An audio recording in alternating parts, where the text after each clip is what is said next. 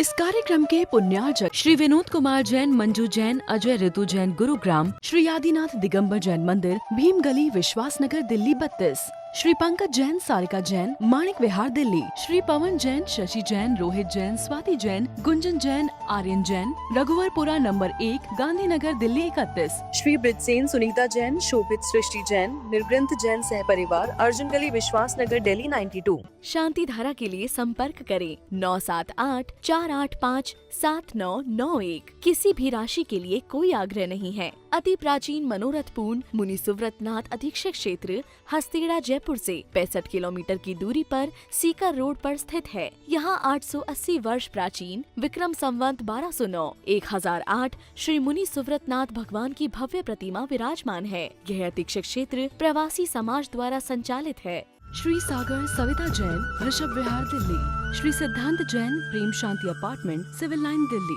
Sunita Jain, Sachin, Monika Jain, Disha Jain, Vinam Jain, 12A Shriram road, civil lines, Delhi. तीन भुवन में सार बीते राग विज्ञानता, शिव स्वरूप शिविकार, नमः त्रियोग समारिके। त्रिकालवर्ती पंचपरमेष्ठी भगवंतों को नमन और वंदन। छह ढाला ग्रंथ का स्वाध्याय चल रहा है। गागर में सागर की उपमा छह ढाला ग्रंथ को दी जाती है। लघु समय सार भी छह ढाला ग्रंथ को कहा जाता है। जैन दर्शन का नवनीत छह ढाला ग्रंथ में कहते हैं विद्यमान है। और ऐसे छह ढाला ग्रंथ के स्वाध्याय करने का लाभ हम सबको कहते हैं भली भांति प्राप्त हो रहा है। 6वें नंबर की ढाल चल रही है। 6वें नंबर की ढाल में मुनिचर्या का बहुत ही मार्मिक विवेचन किया जा रहा है। मुंडाजों की बहिरंग चर्या का वर्णन 28 मूल गुणों के माध्यम से किया गया और मुनिराजों की अंतरंग चर्या का वर्णन स्वरूपाचरण चार्ट के माध्यम से प्रारंभ किया गया है। अंतरंग बहिरंग दोनों प्रकार की चर्या मुनिराज के जीवन में फलित होती है। बहिरंग चर्या तो देखने में आती है पर अंतरंग चर्या किसी को देखने में नहीं आती है। शुद्धोपयोग की निश्चल दशा किस प्रकार से होती है उसका वर्णन आज 9वें नंबर के छंद के आधार पर किया जाने वाला है। छंद इस प्रकार देखिए। जहाँ ध्यान ध्याता ध्येय को, ना विकल्प बच भेद ना जहाँ, चिद भाव कर्म चिदेश करता, चेतना क्रिया तहाँ। तीनों अभिन्न अखिन्न शुद्ध उपयोग की निश्चल दशा, प्रगति जहाँ जग ज्ञान व्रत ये तीन धा एक लशा। शब्दार्थ देखें, बड़ा मार्मिक छंद है। अभिन्न अनुभूति कैसे होती है उसका बहुत मार्मिक चित्रण यहाँ पर किया गया है। जय माने जिस स्वरूपाचरण चार्ट में ध्यान रूपी क्रिया, ध्याता ध्यान करने वाला, ध्येय को माने ध्यान के योग पदार्थ, इन तीनों के विकल्प नहीं होते हैं। इन तीनों में भेद नहीं होता है तथा जहाँ वचन का भी भेद विकल्प नहीं होता, तहाँ माने वहाँ चिद्भाव माने चिद्भाव कर्म माने आत्मा का भाव ही कर्म है। चिदेश करता आत्मा ही करता है। चेतना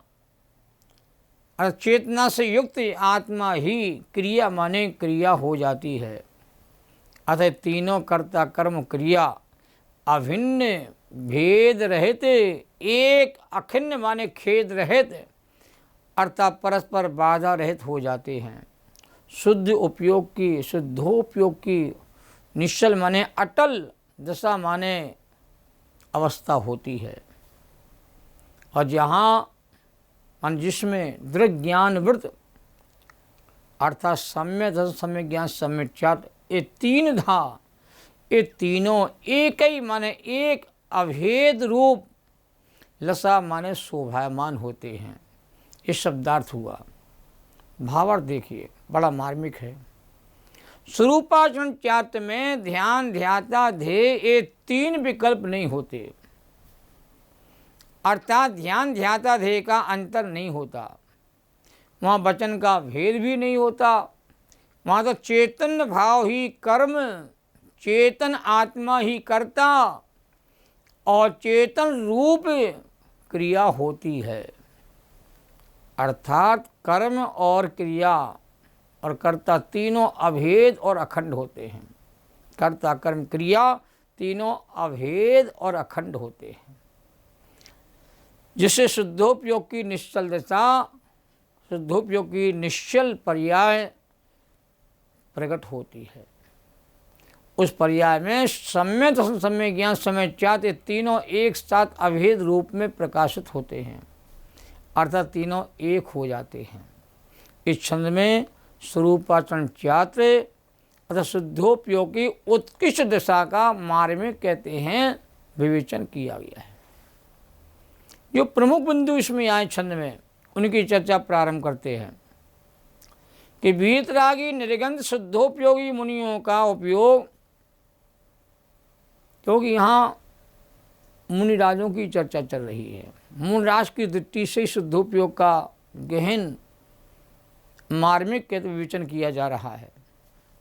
तो वीतरागी निर्गंध शुद्धोपयोगी मुनियों का उपयोग जब आत्मस्वरूप में स्थिरता को प्राप्त होता है, तो उस स्थिति में ध्यान, ध्याता, ध्येय का भेद नहीं रहता।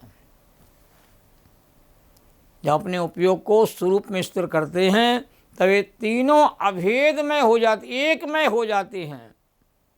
वे मुनिराज परमानंद की दशा में मग्न हो जाते हैं, परमानंद में डूब जाते हैं।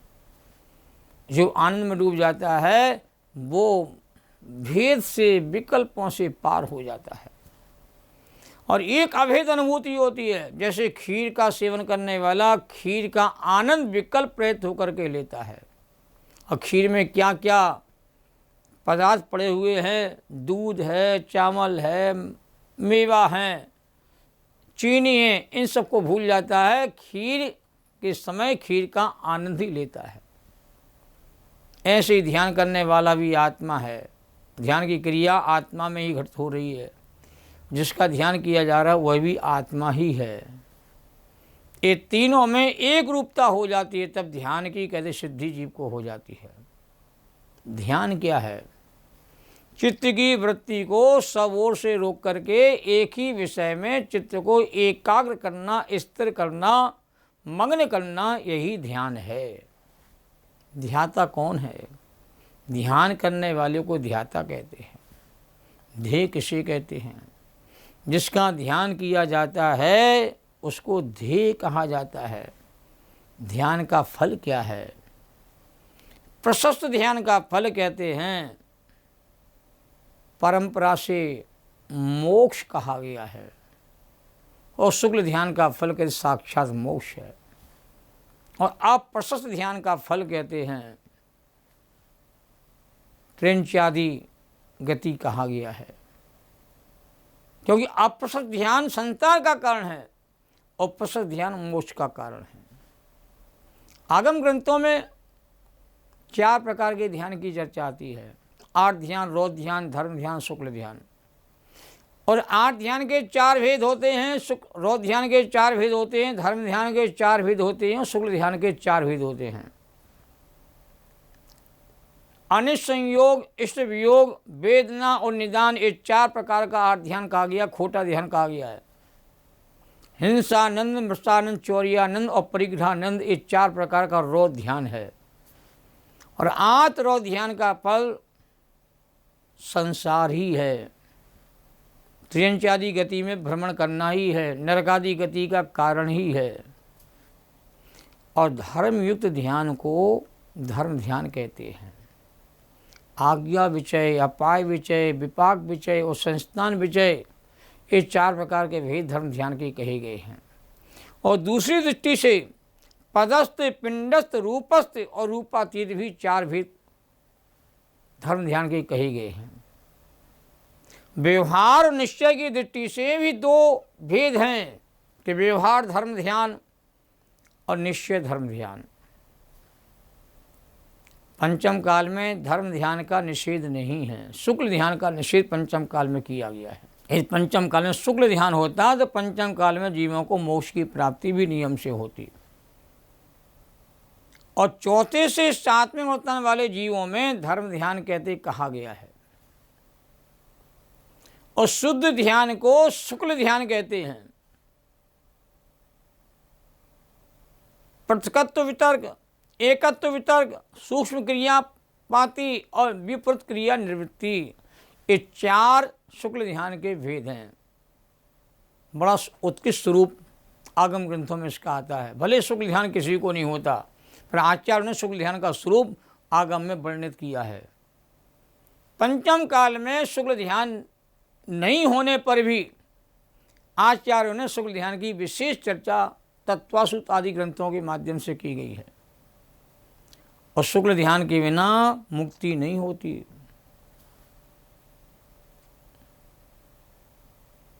इसलिए धर्म ध्यान और शुक्ल ध्यान को मुक्ति का कारण कहते कहा गया है। और शुक्ल ध्यान साक्षात मुक्ति का कारण है और धर्म ध्यान परंपरा से कहते मोक्ष का कारण कहते कहा गया है। और 8 ध्यान रौधियां संसार के कारण हैं। वर्तमान में स्वरूपाचरण चार्ट मुनिराजों को आंशिक रूप में प्रकट होता है। 7वें गुणस्थान में स्वरूपाचरण चार्ट की प्रक्रिया कहते हैं प्रारंभ हो जाती है। क्योंकि आचार्यों ने उपयोग का वर्गीकरण किया है। पहले से 3 जो गुणस्थान हैं उसमें असुपयोग होता है और 4थे से 6वें तक गुणस्थान में सुपयोग कहा गया है और 7 में से ऊपर गुणस्थानों में शुद्धोपयोग कहा गया है। शुद्धोपयोग की मुक्तता की दृष्टि से वर्णन आता है। वर्तमान में स्वरूपाचरण चार्ट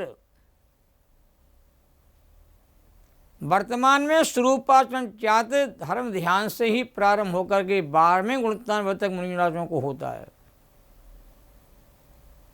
विकल्प वच भेद ना जहां, इस छंद में आया है। इसका अर्थ है कि शुद्धोपयोग के काल में कोई भी वचन विकल्प नहीं होता। ऊहापोह या मन में अनेकों प्रकार की आकांक्षाओं की उत्पत्ति होने को विकल्प कहा जाता है। विकल्प भी 2 प्रकार के होते हैं, एक असद विकल्प और एक सद विकल्प। असद विकल्प संसार के कारण है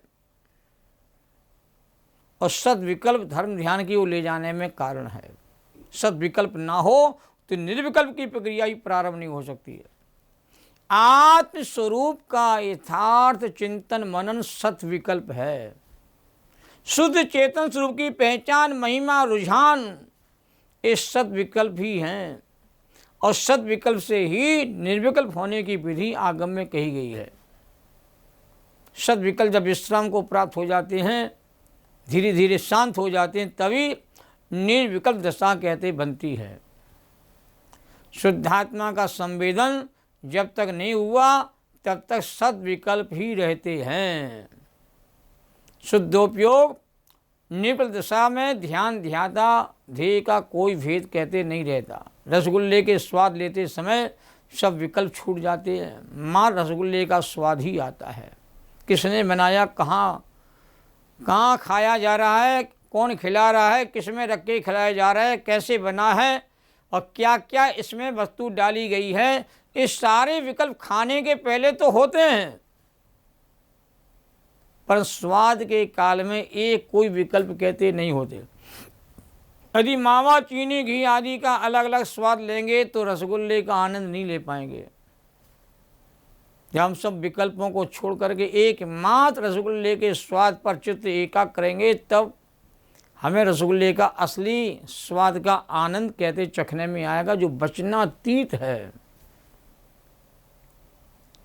गुड़ की मिठास चखने पर पता चलती है, और गुड़ की मिठास को शब्दों के द्वारा नहीं कहा जाता है।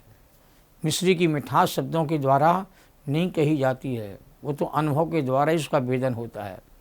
ऐसे ध्यान क्या है, ध्याता कौन है, ध्येय क्या है, ध्यान कहाँ किया जाता है, कैसे किया जाता है, कब किया जाता है, और ध्यान की सामग्री क्या है, ये सब सविकल्प दशा है। और स्वरूपाचिंत्य के काल में सब विकल्प विलय को प्राप्त हो जाते हैं। परमानंद का ही कहते संवेदन होता है।